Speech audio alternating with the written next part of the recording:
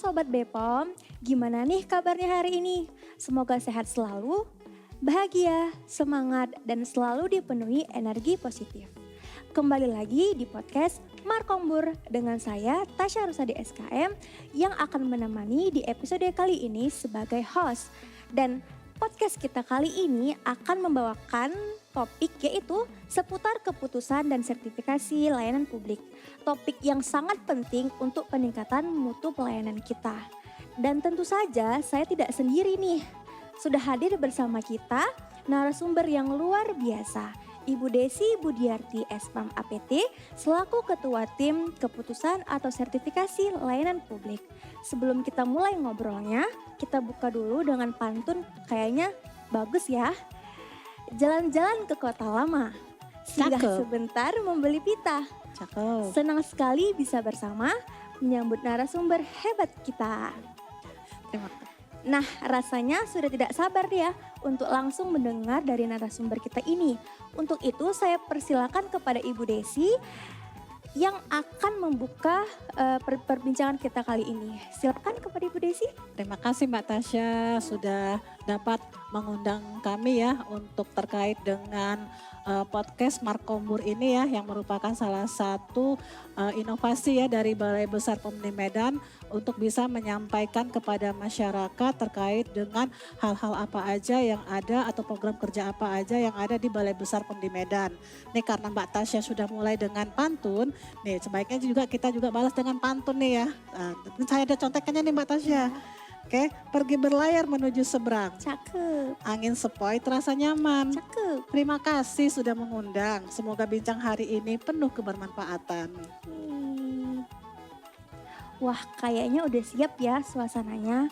Baik Sobat Bepom, tanpa berlama-lama lagi, mari kita mulai perbincangan seru kita hari ini. Baik Ibu Desi, sebagai pembuka nih, mungkin kita mulai dari hal yang paling dasar karena banyak sekali pelaku usaha yang bertanya-tanya nih. Sebenarnya kalau seseorang ingin mendaftarkan izin di Balai Besar POM di Medan, itu tata caranya gimana sih Bu? Sebenarnya kalau terkait dengan tata cara, terkait dengan pendaftaran produk mereka. Jadi kan produk mereka itu kita tanya dulu, kita pastikan dulu jenis komoditinya apa. Misalnya pangan olahan, obat tradisional atau obat bahan alam dan kosmetik. Dan pastikan yang paling utama adalah mereka sudah memiliki NIB, nomor induk berusaha. Oh, jadi begitu ya Bu alurnya. Berarti sekarang sudah mudah dan transparan nih. Nah Bu, tadi Ibu sempat menyebutkan soal persyaratan administrasi. Itu juga sering sih bikin bingung pelaku usaha. Berarti kalau mau mengurus izin edar itu wajib mempunyai NIB dulu. Dan mungkin untuk Sobat Bepom yang masih awam, NIB itu apa sih Bu? Oke, yang namanya NIB atau nomor induk berusaha itu kan merupakan identitas pelaku usaha atau identitas bagi usaha untuk menjalankan usahanya. Lagi untuk operasional maupun komersialisasi dari usahanya. Nah, sama halnya seperti kita nih, kita juga punya namanya KTP sebagai identitas personal kita. Nah, begitu juga usaha, KTP-nya adalah nomor induk berusaha atau NIB seperti itu. Dan itu juga kepengurusannya pun sangat mudah dan bisa diselesaikan 1 kali 24 jam. Dan itu juga gratis, dapat diperoleh juga melalui kanalnya ya oss.go.id atau bisa juga ditanyakan ke dinas satu pintu di kabupaten atau kota setempat. Oh, baik Bu. Jadi NIB ini bisa dibilang seperti identitas resmi pelaku usaha ya Bu? Benar. Tadi Ibu juga menyampaikan selain NIB nih, sebenarnya ada yang menarik lagi nih Bu. Ada pelaku usaha yang gak semua orang familiar tapi banyak nih yang bertanya-tanya. Sebenarnya Bu, PB Unku itu apa sih dan bagaimana hubungannya dengan NIB sendiri? Apakah PB Unku ini bagian dari NIB atau proses lanjutan setelah memiliki NIB? Nah, Saya salut nih sama Mbak Tasya ya. Saya sebelum saya belum memulai nih terkait dengan PB Unku.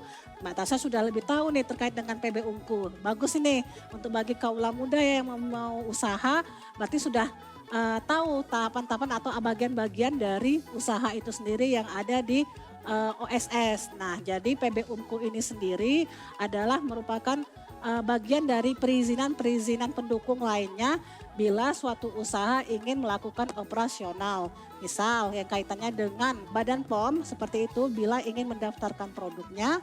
Nah, salah satunya itu adalah sarana produksinya atau tempat pembuatannya itu kan harus sudah tersertifikasi sesuai standar. Nah, salah satunya itu PB Unku itu adalah pemenuhan misalnya terkait misalnya pangan olahan, cara produksi pangan olahan yang baik. Kemudian untuk yang CPOTB atau CPOBAP, cara pembuatan obat bahan alam yang baik. Dan begitu juga untuk kosmetik yaitu CPKB, cara pembuatan kosmetik yang baik. Jadi itu masing-masing merupakan PB Unkunya, tapi itu kembali disesuaikan dengan KBLI-nya masing-masing untuk jenis komoditi tersebut. Baik itu pangan olahan, obat bahan alam, dan kosmetik. Seperti itu. Oh jadi saling berkaitan ya Bu antara PB Unku dan NIB ini? Ya saling berkaitan, namanya sudah memang kan perizinan berusaha untuk menunjang kegiatan usaha. Jadi apabila memang tadi pelaku usaha misalnya punya usaha nih industri obat bahan alam.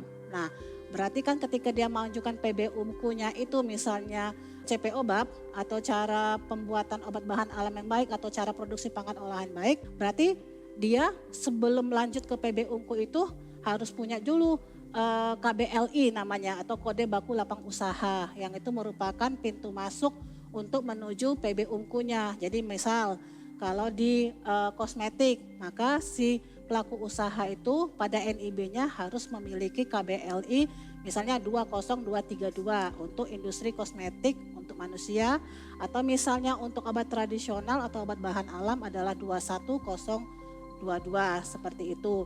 Jadi sedangkan untuk pangan olahan sendiri pintu masuk PB Unkunya itu ketika untuk mengajukan PB Unkunya itu masuknya itu dari KBLI dan memang untuk pangan KBLI-nya kan sangat beragam. Tapi itu kita sudah didukung sekarang ini diberi kemudahan di mana salah satu inovasi dari Badan POM itu ada namanya Rumah Siripo. Nah, Rumah Siripo itu di situ kita bisa melihat berdasarkan jenis pangan kita. Nah, di manakah KBLI kita itu atau sesuai KBLI berapakah untuk jenis pangan tersebut. Seperti itu. Jadi sudah lebih digampangkan dengan inovasi baru dan inovasi yang dikembangkan oleh Badan POM yaitu Rumah Siripo. Seperti itu. Jadi untuk memperjelas nih Bu, beda komoditi atau beda produk berarti beda juga KBLI-nya Bu? Iya benar. Nah berarti kalau boleh saya simpulkan untuk mengurus izin edar pelaku usaha itu wajib memiliki NIB, harus memahami KBLI yang sesuai dengan jenis usahanya dan tentunya memahami PB Unku sebagai bagian dari proses perizinan berusaha yang terintegrasi. Betul Bu? Betul itu Mbak Tasya. Jadi itu memang satu line lah ya, satu bagian di mana memang satu harus wajib memang pasti punya NIB karena memang sesuai dengan instruksi Presiden ya melalui PP-nya yaitu perizinan berusaha yang berbasis resiko yang mungkin yang sudah diperbaharui ya di PP nomor 28 tahun 2025 itu juga bahwa memang setiap pelaku usaha dalam menjalankan usahanya wajib memiliki namanya NIB atau nomor induk berusaha dan di mana nanti bagian-bagian dari operasional itu juga harus memiliki KBLI-nya sesuai dengan jenis usahanya dan juga nanti lanjut ke izin-izin operasional lainnya. Sama seperti halnya itulah tadi kita bilang kalau misalnya personal adalah KTP, kalau untuk bagian-bagiannya atau PB Unkunya misalnya BPJS, ada SIM, ada STNK. Nah kalau kita pengen istilahnya bisa berkendara, berarti kita harus punya SIM. Kalau kita pengen ke istilahnya sakit, ke rumah sakit kita harus punya misalnya BPJS. Begitu juga kalau misalnya untuk kita beroperasional di suatu usaha. Maka nanti kita harus punya PB Unkunya. Misalnya dari segi tempat pembuatannya atau sarana produksinya PB Unkunya CPPOB. Kemudian kalau misalnya nanti yang lainnya adalah misalnya izin edar. Karena nanti paling akhir dari suatu produk bisa diperjualbelikan secara retail itu harus punya izin edar seperti itu. Jadi izin edar juga merupakan salah satu PBUMKU yang memang yang diharapkan ya menjadi keluaran dari produk itu sendiri. Mungkin itu Mbak Tasya. Nah, sebenarnya isi dari podcast kali ini tuh daging semua kan. Jadi pelaku usaha itu setelah menonton ini diharapkan bisa memahami lebih lagi terkait izin edar atau pendaftaran untuk izin edar. Tapi Bu, nih pasti kan setelah menonton podcast ini pasti akan timbul pertanyaan-pertanyaan lainnya. Nah, kalau nih pelaku usaha punya banyak pertanyaan, mereka ini bisa kemana ya Bu? Apakah mereka harus datang nih ke Balai Besar POM di Medan, atau mereka bisa konsultasi melalui telepon, atau mereka bisa mengakses kanal resmi yang ada di sekarang ini? Oke, itu pertanyaan bagus ya Mbak Tasya. Jadi memang salah satu standar pelayanan publik kita juga memberi akses ya bagi pelaku usaha, istilahnya kemudahan bila memang ada kendala atau hal-hal yang informasi yang ingin ditanya lebih dalam lagi oleh pelaku usaha bisa melalui misalnya tatap muka langsung dengan petugas di kantor Balai Besar POM di Medan atau juga melalui kanal-kanal seperti misalnya Siduma ya, ada juga memang nomor kami layanan sertifikasi. Nah, seperti itu. Baik Bu, jadi sebenarnya sudah tersedia jalur resmi dan pendampingan ya. Tinggal bagaimana kita sendiri mau mencari infonya supaya kita tuh nggak malas lah mencari informasi. Nah, untuk pertanyaan terakhir ini tuh banyak sekali timbul kekhawatiran bagi pelaku-pelaku usaha. Belakangan ini banyak sekali beredar bahwa untuk mengurus izin edar itu sulit dan mahal. Menurut Ibu sendiri bagaimana sebenarnya fakta di lapangan? Sebenarnya Mbak Tasya kalau untuk mengurus izin edar itu tidaklah sulit. Karena kita sendiri pun juga atau Badan POM sendiri juga menyediakan ya baik dari mulai segi peraturan, petunjuk teknis atau kemudahan-kemudahan lainnya seperti misalnya kita sekarang juga rajin memberi informasi melalui misalnya Bitly baik itu nanti panduan-panduan yang mempermudah pelaku usaha untuk melengkapi dokumen persyaratannya sesuai memang dengan peraturannya karena pada dasarnya semua hal yang berkaitan dengan pengajuan baik itu sertifikasi sarana produksinya atau tempat pembuatannya bahkan hingga ke izin edar itu sudah ada di tata caranya yang sudah ditetapkan dalam peraturan atau regulasi yang juga bisa diakses di websitenya Badan POM di jdih.pom.go.id. Nah selain itu juga kita kan juga ada program pendampingan ya. Program pendampingan itu namanya adalah Andaliman, aksi nyata, dampingi dan peduli UMKM. Nah ini sekarang sedang dibuka nih pendaftarannya di mana juga itu salah satu juga dari program Balai Besar POM di Medan terkait dengan upaya untuk bisa memfasilitasi usaha mikro kecil UMKM bisa naik kelas. Nah di situ juga nanti kita akan memberikan pendampingan bagaimana mulai dari memberikan bimbingan teknis, kemudian juga kita melakukan coaching sertifikasi, memandu dia, mendampingi dia untuk pengajuan IPCPPOB-nya atau KCPOBAP-nya, CPKB-nya, hingga nanti dia juga terbit izin edarnya, seperti itu. Jadi sebenarnya fasilitas atau istilahnya hal-hal yang diberikan oleh Badan POM itu sudah sedetail mungkin dan sudah sifatnya transparan karena di situ juga nanti di peraturan tersebut atau di standar pelayanan tersebut juga ada di situ batas waktu atau timelinenya seperti apa.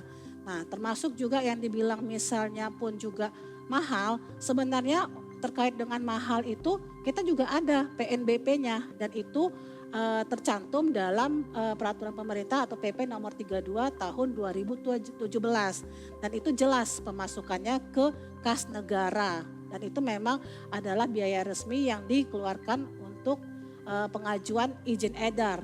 Dan itu hanya untuk izin edar produknya. Sedangkan kalau misalnya pengajuan untuk sertifikasi sarananya itu misalnya CPPOB, kemudian CPOBAP ataupun CPKB bagi pelaku usaha mikro kecil terutama ya dalam rangka pendaftaran itu hingga saat ini masih gratis atau tidak ada biaya. Yang ada biaya hanya izin edar dan itu memang ada di PNBP-nya yang resmi seperti itu. Jadi dan itu semua bisa diakses bagi pelaku usaha maupun masyarakat untuk melihat berapa sih besarannya sehingga dari situ bisa paham bahwa sebenarnya ngurus izin edar itu tidaklah sulit dan tidaklah mahal.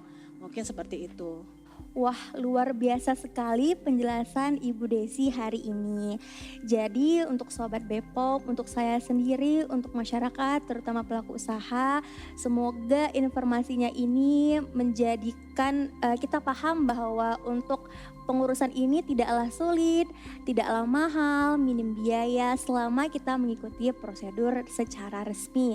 Jadi pengurusan ini itu sebenarnya transparan dan terarah, ya kan Bu? Ya, benar sekali. Terima kasih banyak kepada Ibu Desi Budiarti SPM APT atas waktu, ilmu, dan insight-nya yang sudah dibagikan hari ini. Semoga apa yang kita diskusikan bisa membantu para pelaku usaha menjadi lebih paham dan semakin percaya diri untuk mengurus perizinan produknya. Untuk Sobat Bepom, semoga episode hari ini bermanfaat dan bisa menambah wawasan kita semua. Jangan lupa untuk terus mengikuti podcast Markombur. Saya Tasya Rosadi, pamit undur diri dan sampai jumpa di podcast berikutnya. Bye.